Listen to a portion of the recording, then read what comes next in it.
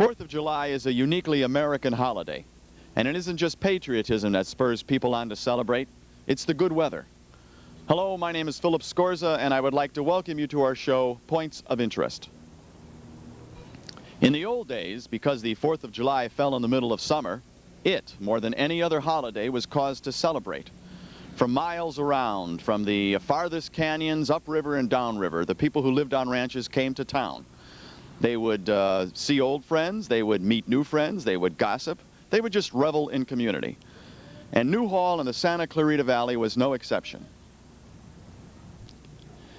Newhall's first 4th of July parade was organized as Old Timers Day. Some of the valley's earliest citizens got together to meet and have their picture taken. Everyone had such a great time that they decided to do it again the next year, and that's how the 4th of July parades began. The parade ran down San Fernando Road, it was called Spruce Street in those days, and it ended right here at the brand new Newhall Elementary School.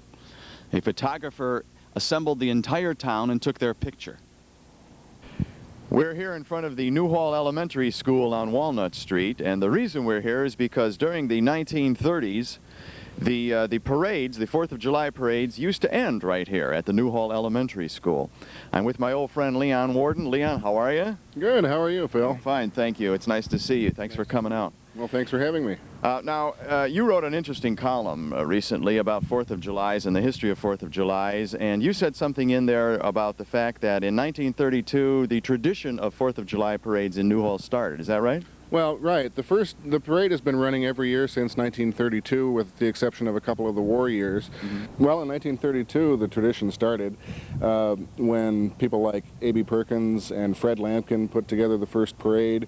It was sponsored at that time by the Kiwanis Club, later taken over by American Legion Post 507.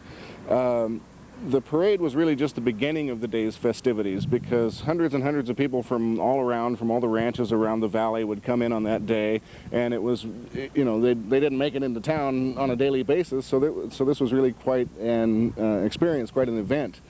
And the parade was, you know, the day started with the parade, and then later on, after the parade, the carnival atmosphere was taken up here at Newhall Park. After the parade, everybody came over here to the park at Newhall School, and it was a big carnival atmosphere. There were barbecues. One of the big draws was political speeches, or patriotic speeches as they called them. For whatever reason, people like to come and hear the politicians give talks. It was after lunch, the day progressed with greased pig contests. People would chase a greased pig around the park. Greased pole contests. The big prize was a $2.50 cash prize at the time in 1932.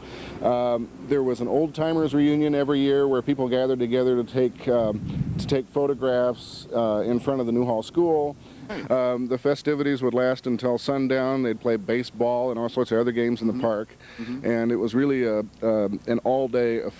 And interestingly enough, we do something like that today. We, of course, have combined our Frontier Days with our 4th of July parade now, and so we start off with the parade. We still have the parties and the games afterwards. Of course, there's, you know, thousands of more faces in this community now than there were back then, and we don't know each other like they did back then. But similar events, right? Well, the games people play in the park are a little bit different from the way they were back then, but not a whole lot. You know, the city still sponsors. The city now sponsors the games over at the other Newhall Park, right? With, you know, kids games after the parade, and then now the Chamber of Commerce has moved Frontier Days to the 4th of July weekend. So now, instead of just being an all-day affair, it's an all-day and weekend affair. All-day and weekend affair, right. Well, Leon, I'd like to thank you for joining me today here at the Newhall Elementary School. It's been a pleasure. Thank you. Well, thank you, Phil, and look forward to seeing you at the next 4th of July parade. That's right. We're in the Happy Valley subdivision of Newhall, not too far from downtown Newhall, and we're at the home of my old friend Tom Frew.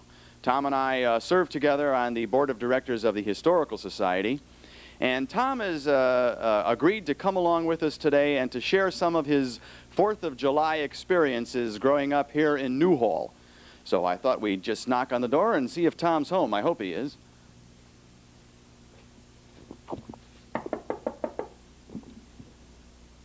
Hello? Oh, hi. Tom, how are you?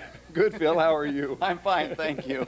I brought my audience along with us, and I thought maybe Good. if you would share some of your 4th of July experiences growing up here in Newhall with us. Good. And I have some photographs that I brought along from Jerry Reynolds' collection, and I know you have some wonderful photographs here. Mm-hmm. So can we come into your home? Come right on in. Come on in. Well, we're in Tom's lovely home here, and Tom, tell me something now. Tell us a little bit about the 4th of July celebrations when you were a young man growing up here in Newhall. Well, the 4th of July celebration was always the highlight of the year. They had it wasn't really a beauty contest. The girls sold tickets for 10 cents apiece. Oh, and what did you get for your dime? For your dime, you got one vote. Oh, That's all you got. And then they finally decided, I believe, to stop that because suddenly there were people around that had more money, and they were basically controlling the contest. Right. The parade, of course, was always the big deal of the year. Mm-hmm. Mm-hmm. Nobody would miss the parade, ever. The parade started at Hart Park, or I shouldn't say at Hart Park, I should say at the juncture right in front of Hart Park. Mm-hmm. They had the equestrian units on the upper edge of the park where our Heritage Village is now. Right. The marching units were on the grass in the park, so it was nice and cool. And the floats and the automotive entries were along Newhall Avenue and going up Market Street. Now, Mr. Hart, of course, was alive at this time, right? This was back in the 1930s, right? No, this would have been in the late 30s, but he didn't participate. I guess they probably didn't start using the property at the park until later, Mm-hmm. because the parade then, I believe, lined up only on Newhall Avenue, and you came up Newhall Avenue and then down Spruce Street or San Fernando Road. Did he ever participate in any of the parades that you can recall? Not that I ever remember. No, he was more recluse. Okay. I guess he occasionally had friends from the movie group, and there were a few people here in town that visited with him occasionally, but not that often. Mm-hmm. As I say, very, very much by himself. Did you ever meet him? When I was working in the old Newhall Pharmacy at the Fountain when I was in high school, he came in one day and sat down at the Fountain and ordered a drink. And, of course, the owner of the store rushed over to him, being Mr. Local Celebrity, and said, "Hi, Bill, how do you feel today?" And Bill said, "I feel like hell." Well, that's why he needed a drink. Nothing beyond Coca-Cola or root beer. All right, so we know you grew up here in Newhall, and you experienced an awful lot of the 4th of July parades. You told me that in the early days, the 4th of July parades started off as a homecoming for the old-timers of Newhall. Is that right? The parade was part of the homecoming celebration, but people who had lived in Newhall and who had since moved away would come back on 4th of July for the celebration. Mm-hmm. And I do have a couple pictures of that we'll have to look at. Yeah, I know some of the old-timers came back and got in some of those pictures. And many of the old-timers dressed in costumes, so. Okay, all right. Did you ever ride a horse or do anything in the parade? Were you in the floats or anything like that? I participated as a rider on the floats for a number of years. Okay. One year was the Eastern Star float, and another year was the Newhall Women's Club float. Mm-hmm. They always needed a bunch of little kids, and I just happened to be the right age at the time. Did your father's business have a float?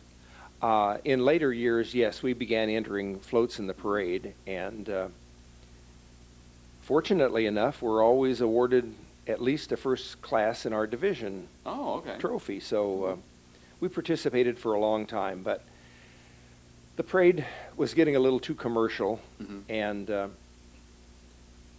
then I sold the business, and so there was no reason to enter the parade anymore. Well, I know you've got a lot of photographs to share with us, and I have brought some of Jerry Reynolds' photographs from years back in the 1930s, the 4th of July parade. So shall we take a look at some of the photographs? Well, the picture you're looking at now is the 1934 4th of July parade, It was taken on the property at the time, which was completely vacant, straight across from the Newhall School on Walnut Street, basically right across from the auditorium. You see the row of trees along the back. Those trees are the locust trees that are along the elementary school playground. 1934 was my first participation in the parade on the Eastern Star Float. My dad happened to be the Grand Marshal that year. He's under that sign you're looking at of the, in front of the sign with a top hat on. At each of the parades they had a photographer, and the photographer came and took these long panorama pictures so that he could have a picture of everybody in the parade.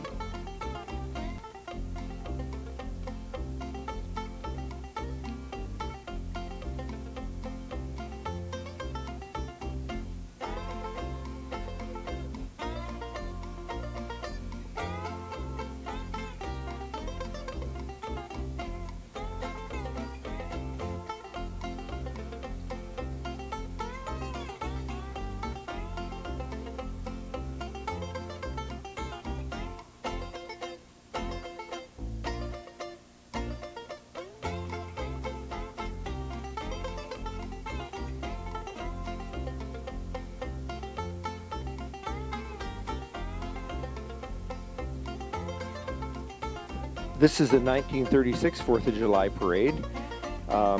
Again, the pictures were taken across the street from the Newhall Elementary School, and you can see the trees of the elementary school in a row along the back side there.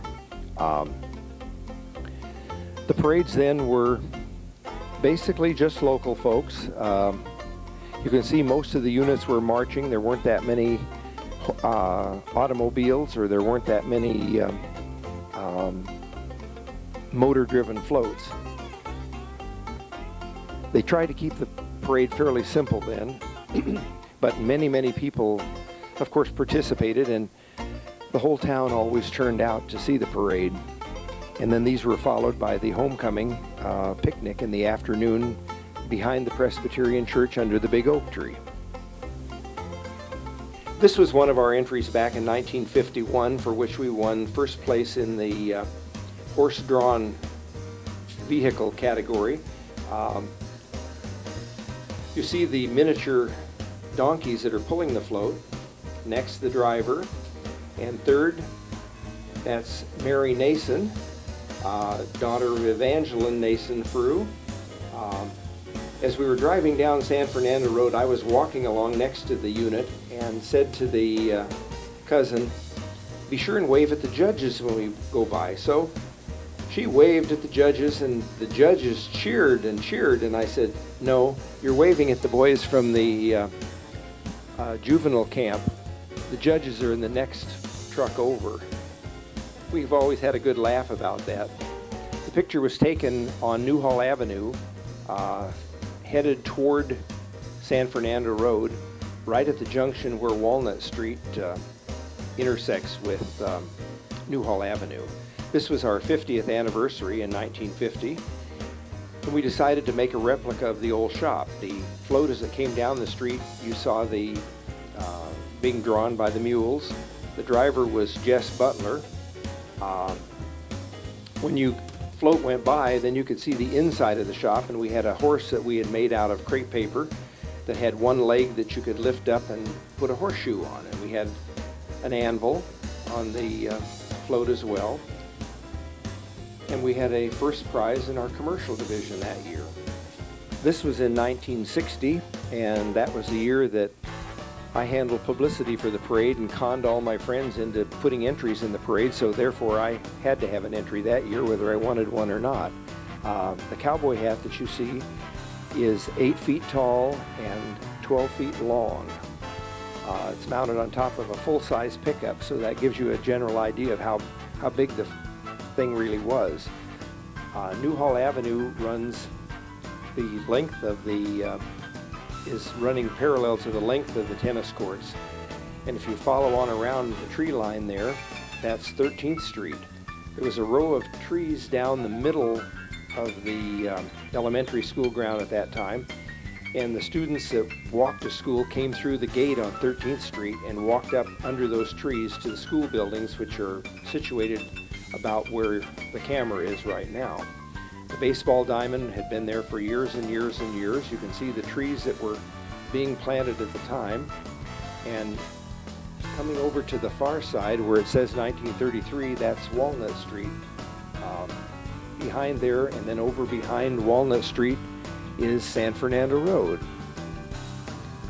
Okay, starting on the corner of the picture, there are 3 or 4 automobiles parked along there and a couple of wagons. That is Chestnut Street. The house behind there is on the corner of Chestnut and 8th Street. You notice that in 1932, how few vehicles were in the parade and how many horses and how many horse-drawn wagons. The later parades, of course, every year there were fewer horses and fewer horse-drawn wagons and more automobiles, so therefore we had more of a mechanical parade rather than a natural parade like they had back then. The house over in the background that you're looking at now is the house that Judge Powell lived in on Chestnut Street, the corner of Chestnut and 8th, and later the Schaefer family lived there. Frank Schaefer, who was a custodian at the Saugus School for many, many, many years. Well, Tom, I'd like to thank you for having us to your home and for sharing your 4th of July memories with us, and your photographs are great photographs. Thank you very much. Oh, you're very welcome, Phil, anytime. Now, you told me one other thing. You said that after the parade ended, the whole town partied somewhere. Is that right? Well, there was the Lions Club had a deep pit barbecue out at Saxonia Park in Placerita Canyon. The parade actually disbanded usually at the corner of 12th Street and Spruce Street or San Fernando Road at that time, with the on the corner was the one side of the street was the old jail and the other side of the street was the American Legion Hall. Right. And then everybody went home and got ready to go to the barbecue, Okay. which started, well, I think a lot of people went to the barbecue before the parade was over because it was so darn hot always. Do you think the park is still there? I haven't been out there for years, but I'd sure like to go out and look. What do you say we take a drive and see if we can find Saxonia Park? You're on, let's go. Okay. This is basically what the old Saxonia Park used to look like. The grounds were all dirt. There were picnic tables. The little lattice house had picnic tables underneath it. That's where we used to eat. And the little building in the background was the kitchen building that they used to serve the food from. The little lattice pavilion that you're looking at had picnic tables underneath it. And the building to the left, the large building to the left, was the at one time was a dance hall that had a stage in one end. That's where they used to have the gave the awards for the parade. The Lions Club for many, many years sponsored the pit barbecue. Out behind the dance hall building was where they had the where they dug the pit and the rocks and the coals and everything, and started the, I think they started the fire the day before, early in the morning, and then the night before they put the meat in, and then the meat was served the following noon when they dug it up. Was there a large German population here that No, this would support a... No, they built this park out here, Mhm. and they would have, I guess, German groups from the city would come out here and Oh, okay. and have their All right. barbecues and stuff. But it was as I say, I'm sure they had, every year they had their big Oktoberfest thing out here, and they had crossbow, shooting the crossbow.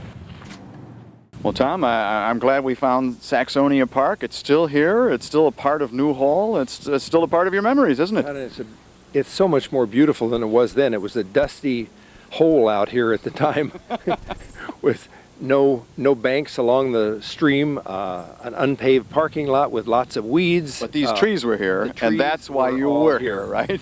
They've planted a lot of other trees and Right. shrubs, but it's absolutely beautiful. That's great. The Foursquare Church has done a good job. They have, A yeah. very, very nice job. It's a beautiful big piece of property, too. It is.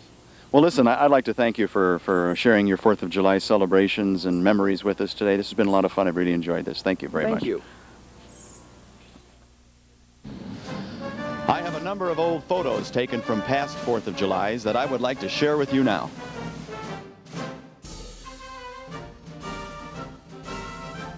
July 4th, 1908 at Newhall Park, which in those days was at the junction of Newhall Avenue and the South Fork of the Santa Clara River. Here's another photo, July 4th, 1908. That's Tom Frew's Uncle Jim on the far right in the straw hat. And still another photo, July 4th, 1908, Independence Day.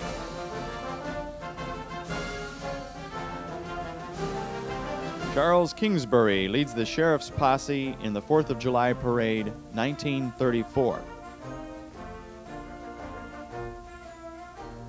Charles Kingsbury was a fixture in the 4th of July parades over the years. Here he is in front of the Presbyterian Church at Market and Newhall Avenue. And here he is on San Fernando Road in front of the 5, 10, and 25-cent store.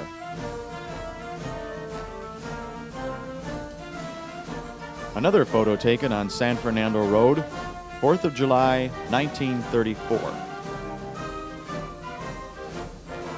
That's the Motor Stage Cafe on the corner of Market and San Fernando Road. In the background on the left is the old Newhall Pharmacy. Just as today, local businesses like to sponsor a float in the parade. The Newhall Ice Company, which of course is still doing business on 6th and Railroad Avenue, sponsored this float in 1934. Admiral Byrd must have been big at this time. Little America, Newhall Ice Company. Here's a young lady posed on her horse in front of the float. The Newhall Garage went to a lot of trouble putting this entry together.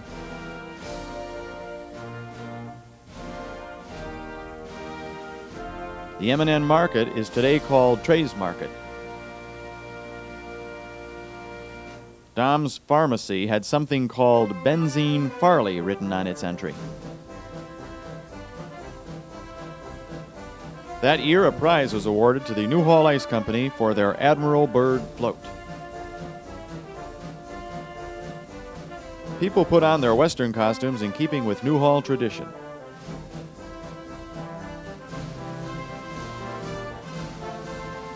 There's plenty of flag waving for Newhall's 4th of July parade.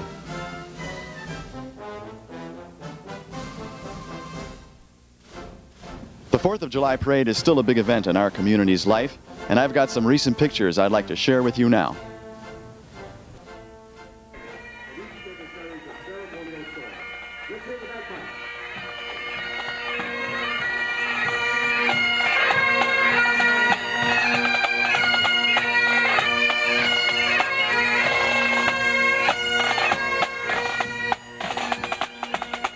Make our old Sherman Blackfield welcome. Sir, God bless.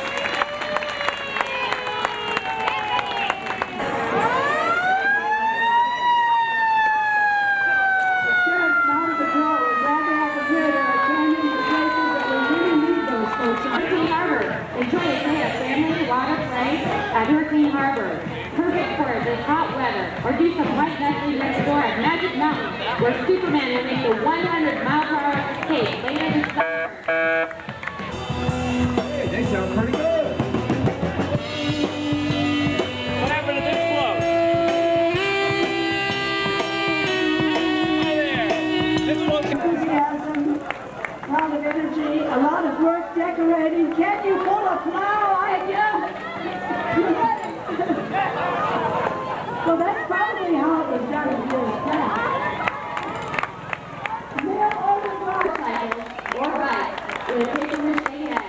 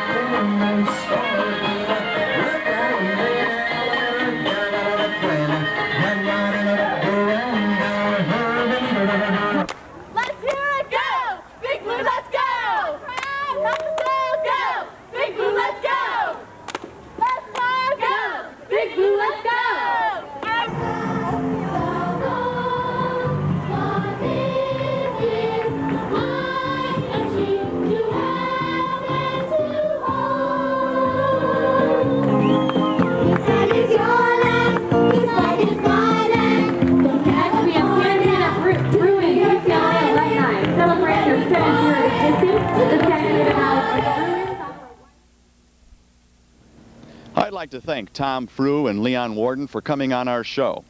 I'd like to thank my camera operators, Denise Scorza and Casey Scorza, and I would like to thank you for watching us.